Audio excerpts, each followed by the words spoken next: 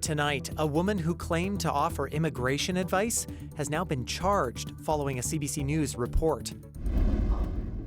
How a small typo cost this man thousands of dollars. It looks like the immigration officer just made a mistake. And forest fires have made things tough for those looking for some winter recreation. This is CBC Saskatchewan News.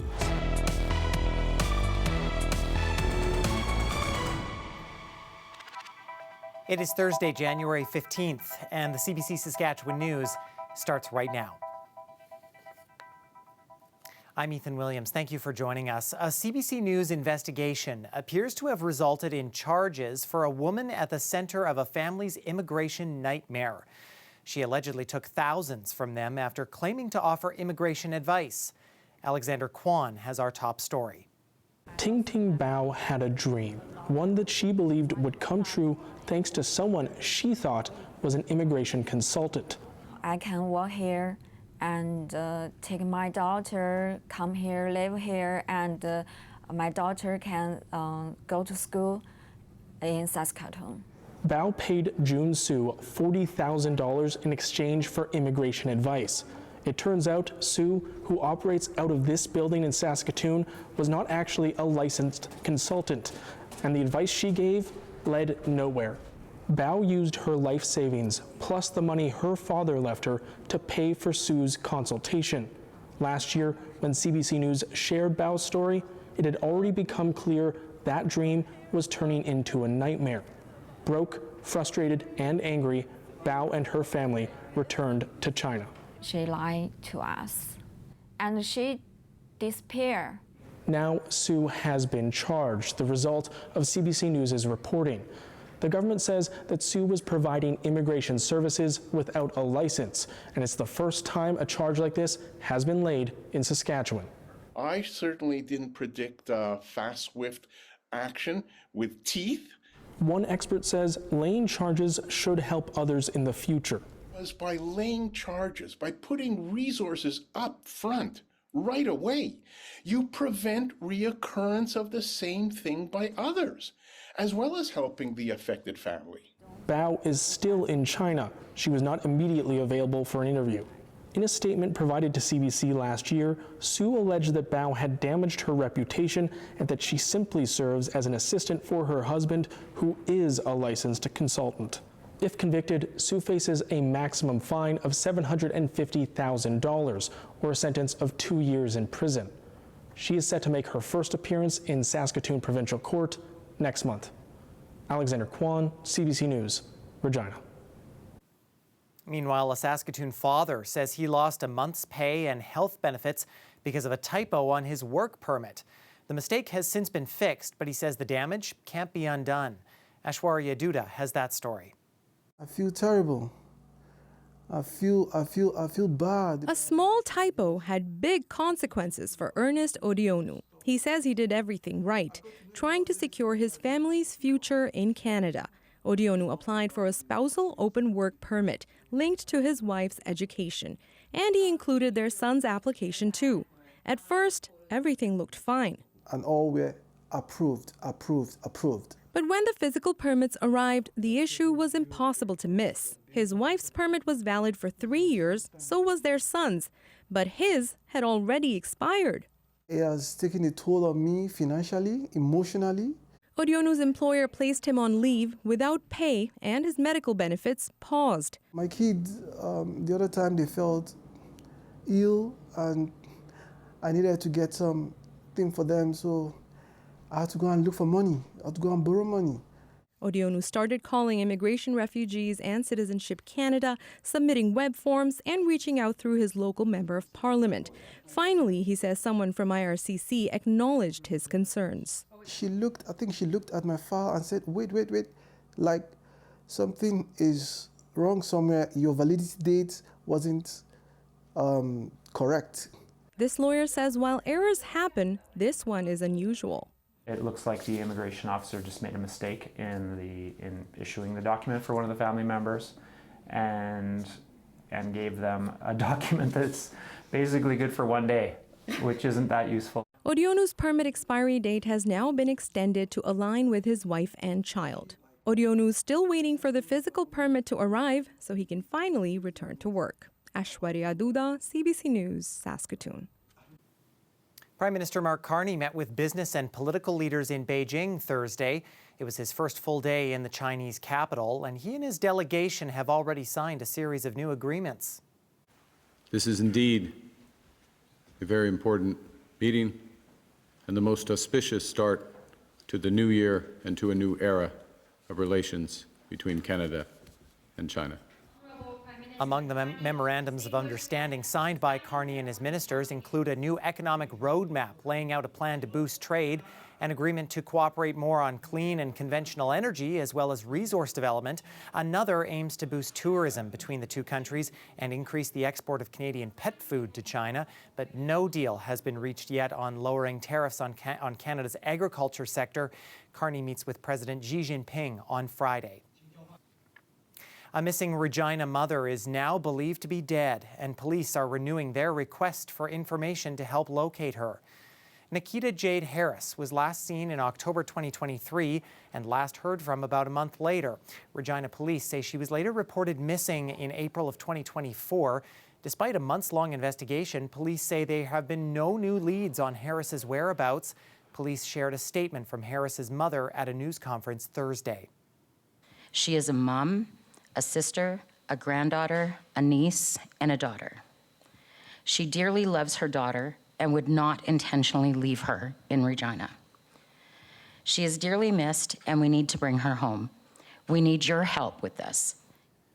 Police say Harris's bank accounts and social media pages have been inactive, and there's no record of her using public health or social services.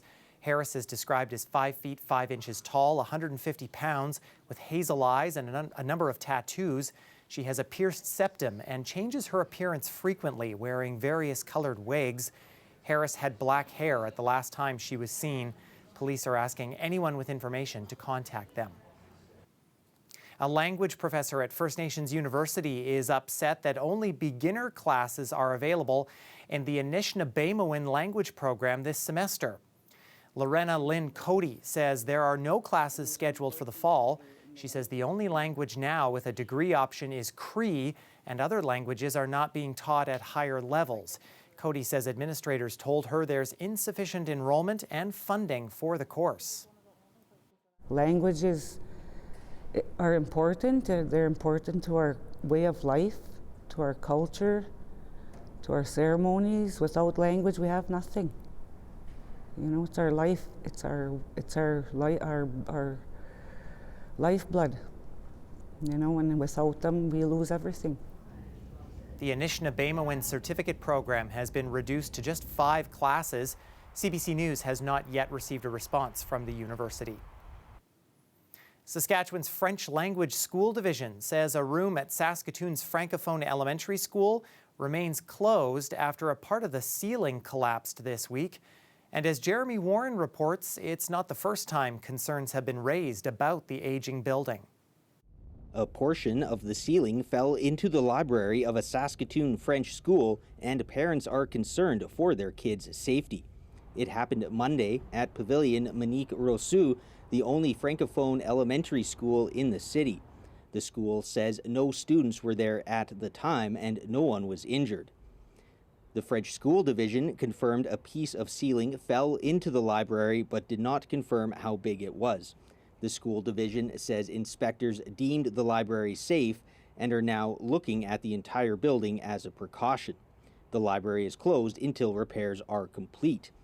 Dustin McNichol is a parent of 2 children at the school. He wrote a letter to the education minister and the opposition NDP warning about safety issues. McNichol says he wants to see an engineer's report confirming the school is structurally safe and demanded a public inquiry into how the board has handled things like roof repairs and structural work. The NDP says parents have lobbied the province for help for years. These are challenges that the Sask Party government has known about.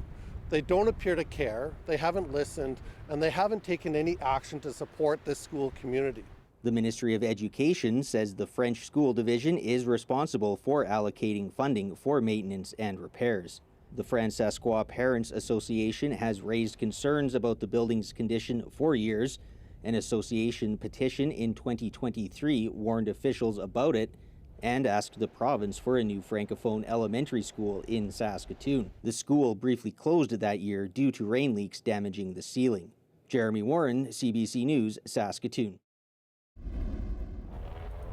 Well, if you weren't blown over when you walked outside today, consider yourself lucky. Wind gusts have been very strong in much of the province. In fact, Sask Power says as of Thursday evening, thousands of customers around Yorkton are without power because of wind damage to power lines there. And we are not done with these strong gusts just yet. Weather specialist Mickey Wolf breaks down the details in her forecast after the break. Stay with us.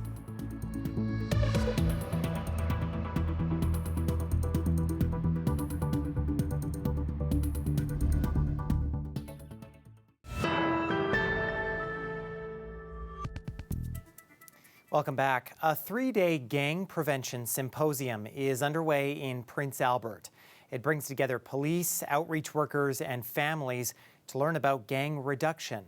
Aisha Ashraf reports. Willa Roberts traveled from Montreal Lake to Prince Albert with her 17-year-old son to attend this gang prevention symposium. She says gang involvement has deeply affected her family. With her eldest son behind bars, she says this conversation couldn't wait. It's not the life that I want for my son, so it's a big step. I'm glad that he came here with me today. The symposium is a 3-day event focused on gangs, intervention, and community safety. It's organized by Family Futures, Inc. Its executive director says it's in response to growing questions about gangs. So I thought if we can put this on and get all these people educated, then they can educate their staff and their friends and family. Sessions cover youth gangs in Canada and how they're changing across the country. RCMP officer Tyler Zermiak says those changes are already being seen in Saskatchewan. Gangs are very much evolving in Saskatchewan. So we're seeing gang members from places like Toronto coming into Saskatchewan, and they're bringing those techniques and their tactics that they're utilizing there into Saskatchewan. Also in attendance is Straight Up, a nonprofit that helps people leave gang life. Chantel Huel says gang reform is all about trust. It's planting those seeds and then just the relationality, building relationships and mentorship, and how do you foster that so that their minds will flip the script and change and grow. Organizers say enforcement is often the last step and that prevention starts long before that. For families like Willa Roberts, these conversations are about giving young people another option. Aisha Ashraf, CBC News, Prince Albert.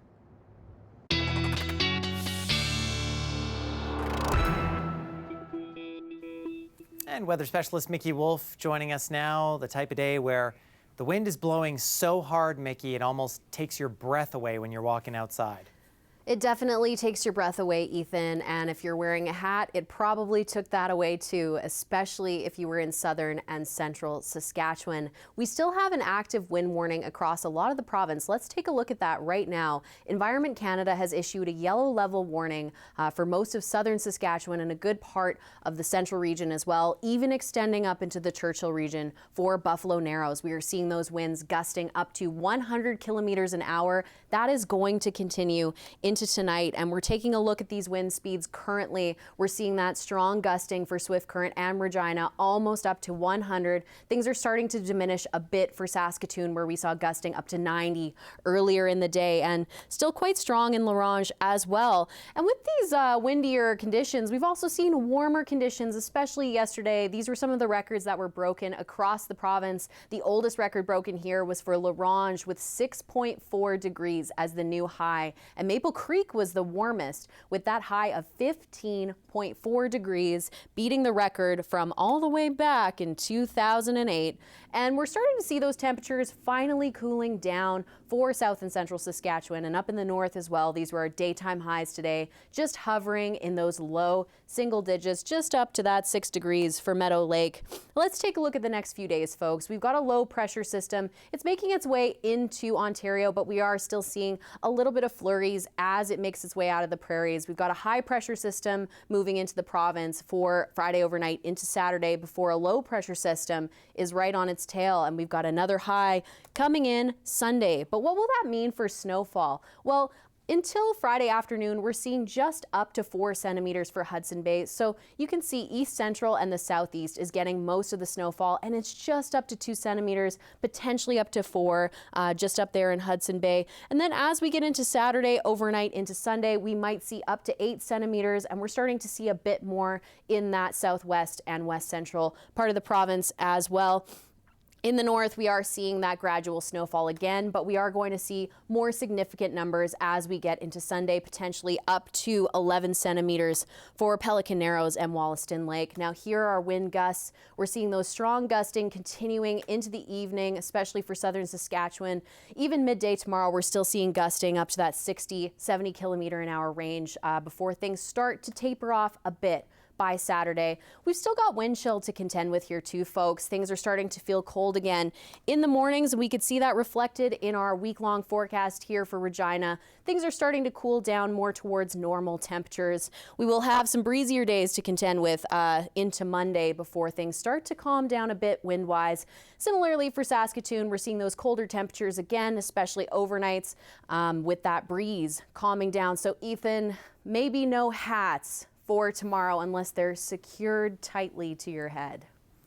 Yeah, I've seen that wind map many times. I don't think I've ever seen as much red as I have today on there.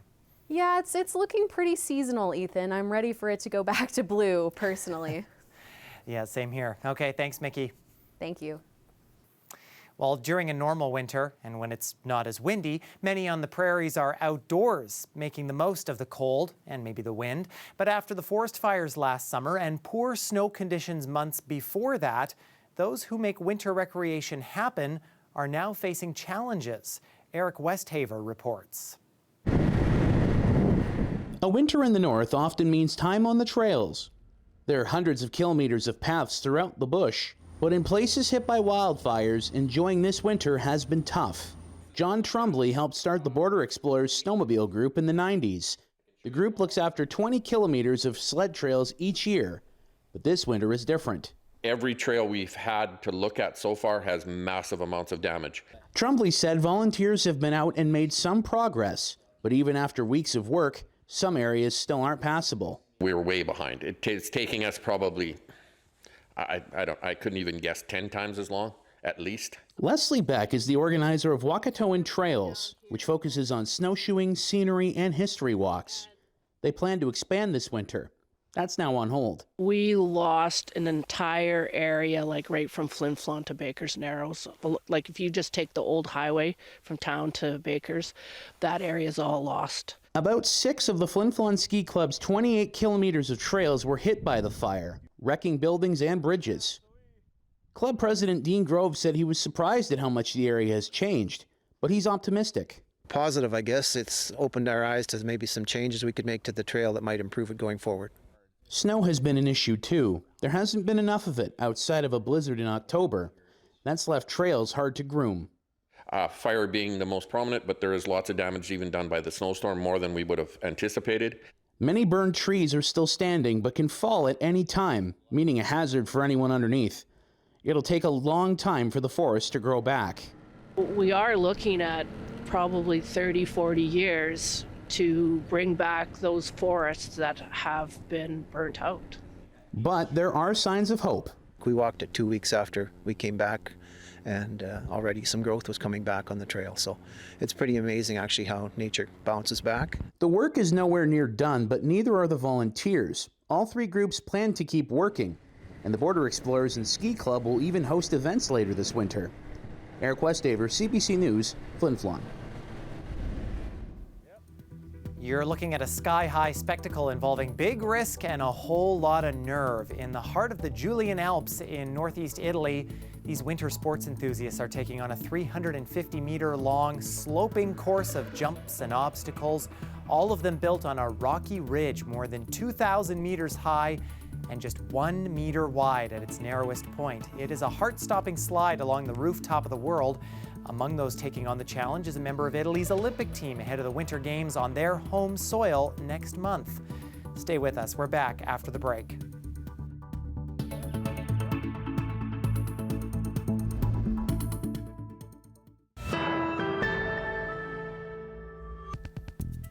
Stars Air Ambulance says a renewed partnership will help keep it in the air.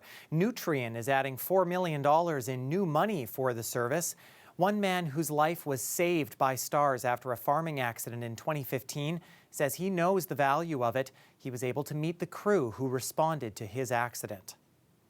They welcomed me in, and I built friendships. I met the people that saved my life. And the team here don't do this just because it's a job. They do it because they're passionate and they care about helping people, and I felt that. I see it. And I hope that you guys see that here today as well. Stars says Nutrien's support over the years helped build its home base in Saskatoon and assisted with thousands of life-saving missions.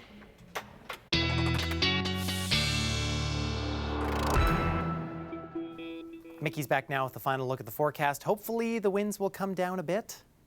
They will, Ethan, and definitely by Saturday and Sunday, those winds should be diminishing just to breezy for the south. But let's take a look at our overnight temperatures for the province. Tonight, again, we're not seeing things get too cold. We will see a cool down over the next few days for our overnight lows.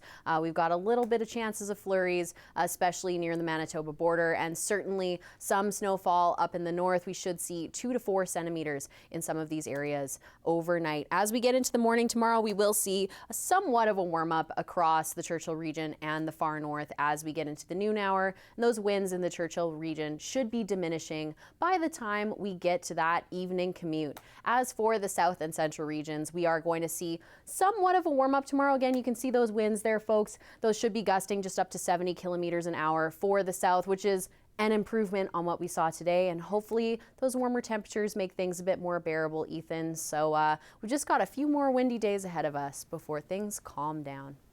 Finally. Okay, thank you, Mickey. Thank you. And finally, police in Florida had their hands full trying to capture a very stubborn emu. The operation captured on an officer's body camera. That's where you live? I'll be honest with you, I've never handcuffed an emu before. A deputy was finally able to secure the runaway bird using a lasso and handcuffs. Neither he nor the emu were injured during the hot pursuit. Authorities say the bird was reunited with its owners. It's one fast bird. That is our news for this Thursday. For more news anytime, you can always head to cbc.ca/Sask or subscribe to the CBC Saskatchewan YouTube channel or download the CBC News app. Thank you so much for watching.